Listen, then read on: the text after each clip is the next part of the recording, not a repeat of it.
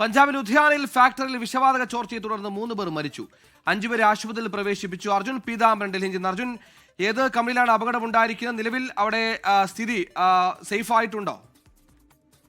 സുഹൈൽ, ലുധിയാനയിലെ ആർസിയ റോഡിലുള്ള deep tools എന്ന ഫാക്ടറിയിലാണ് ഈ അപകടം ഉണ്ടായിരിക്കുന്നത്. വിഷവാതക ചോർച്ചയുണ്ടായി, പക്ഷെ അത് എന്ത് വാതകമാണ് എന്നുള്ള കാര്യത്തിൽ ഇപ്പോഴും ഒരു സ്ഥിരീകരണം ഉണ്ടായിട്ടില്ല. അക്കാര്യങ്ങളിൽ പരിശോധന പുരോഗമിച്ചു വരുന്നു എന്നുള്ള കാര്യമാണ് ലുധിയാന കളക്ടർ വ്യക്തമാക്കിയിരിക്കുന്നത്. 3 പേരുടെ മരണമാണ് സ്ഥിരീകരിച്ചിരിക്കുന്നത്. അതിൽ 2 പേർ അച്ഛനും മകനുമാണ്. മൂന്നാമത്തെ ആളെ ഇതുവരെയും തിരിച്ചറിയാൻ സാധിച്ചിട്ടില്ല. മാത്രമല്ല 5 പേർ പരിക്കേറ്റ് ആശുപത്രിയിലുണ്ട്. അതിൽ 2 പേരുടെ നില ഗുരുതരമാണ്. ഒരു പൈപ്പ് ലൈനിൽ നിന്നാണ് ഈ വിഷവാതക ചോർച്ച ഉണ്ടായിരിക്കുന്നത് എന്നുള്ള കാര്യം കൂടി പറയുന്നുണ്ട്. മാത്രമല്ല ഈ വാതക ചോർച്ച ഉണ്ടായ ഉടനെ ആ ഫാക്ടറിക്കകത്ത് ഒരു തിക്കും തിരക്കും ഉണ്ടായി. അങ്ങനെ ആളുകൾ ഓടി വരുന്നതിനിടെ പലരും നിരച്ച് വീഴുകയും അതുപോലെ തന്നെ ചവിട്ടുകൊള്ളുകയും ബോധരഹിതമാവുകയടക്കം ചെയ്തിട്ടുണ്ട്. അത്രയും ആളുകൾക്ക് അത്തരത്തിലും പരിക്കേറ്റിട്ടുണ്ട്. എന്തായാലും ഈ സ്പാനറും സ്ക്രൂ ഡ്രൈവറും ഉൾപ്പെടെയുള്ള സാമഗ്രികൾ നിർമ്മിക്കുന്ന ഒരു ഫാക്ടറി ആയിരുന്നു.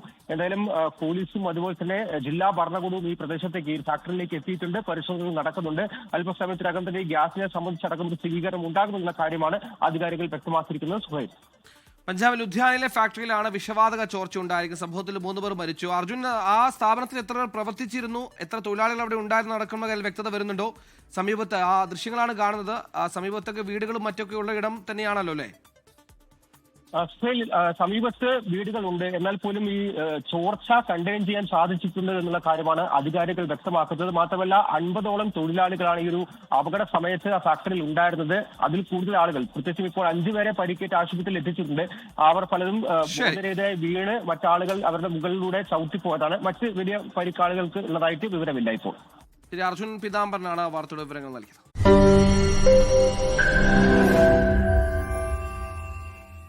ലോകത്തെവിടെയായാലും ഏത് സമയത്തും 24 വാർത്തകളും ഓഗ്മെന്റഡ് റിയാലിറ്റി പാക്കേജുകളും എക്സ്പ്ലെയിനറുകളും വിശദമായി കാണാൻ ഞങ്ങളുടെ യൂട്യൂബ് ചാനൽ നിങ്ങൾക്ക് സബ്സ്ക്രൈബ് ചെയ്യാം.